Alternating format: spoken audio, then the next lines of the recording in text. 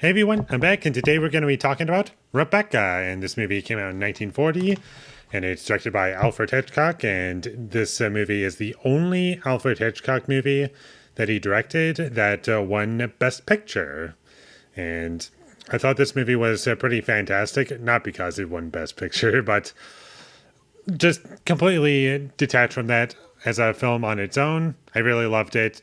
Sold me everything that I want from a Hitchcock film, and I've seen 24 of his movies at the time of me recording this, and Rebecca is number 24. And I would say this is one of his best movies, even though most of his movies are really great in my opinion. And I thought that movie looked pretty fantastic throughout, and I love the shots of just people's homes and the castle structure looked pretty great, especially in black and white, and the way things were lit I thought were pretty cool, and the lighting choices at times I thought were very clever and unique. That matched with the visuals added so much to the film, and this movie is slightly over 2 hours long, like 2 hours and 10 minutes. And I personally never once felt the runtime. I was always with it.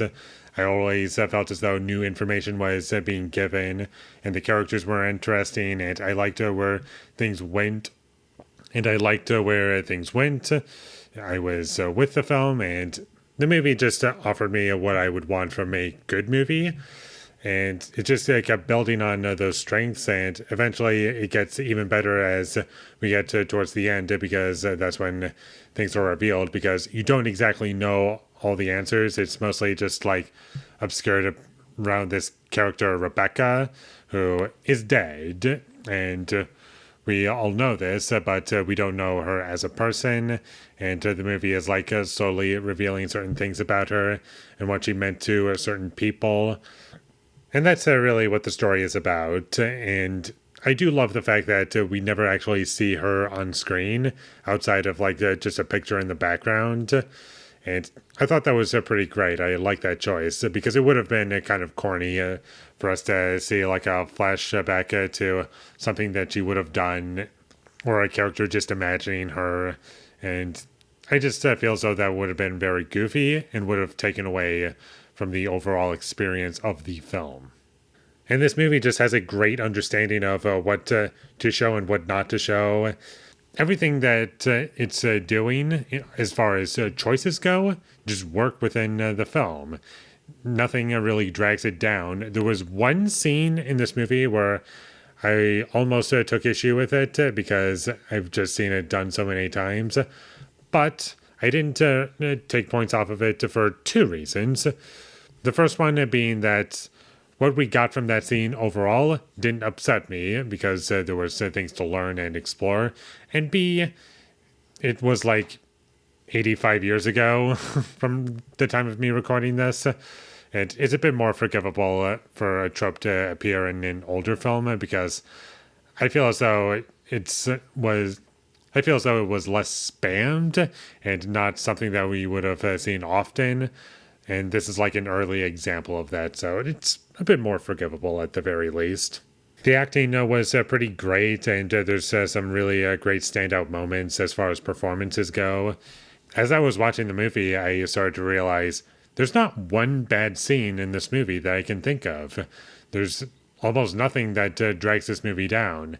Everything that you would need to know is either explained through dialogue or just left up to interpretation, and it just tells you everything that you need to know without over-explaining it for the most part. And even when the characters do over-explain it, that was more or less a thing that was like part of the time period, I feel, because I see that happen so often in older films that it's like, yeah, it's a bit more forgivable.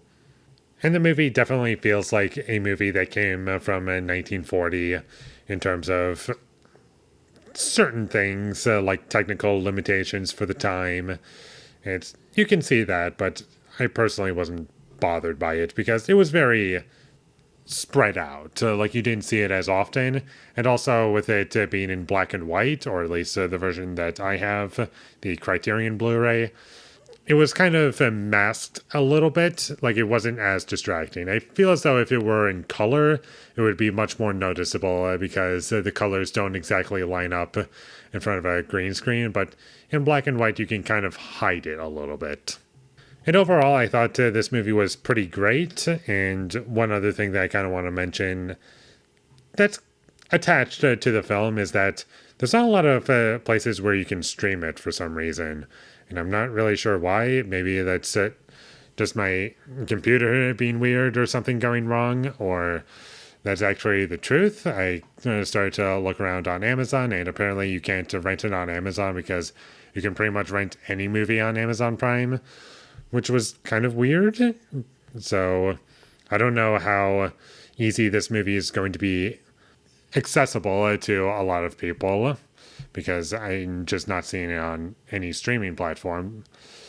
So I can say that it's definitely has a Criterion Blu-ray, and it's probably on the Criterion channel, although I don't have that. But and also one other thing, how I discovered this movie, which is a little funny, I guess, is that I just stumbled upon that apparently M. Night Shyamalan, this was his favorite Alfred Hitchcock movie out of everything that he's made. And I think that's what introduced me to this film in terms of its existence. I was like, oh, I'll put that on my watch list.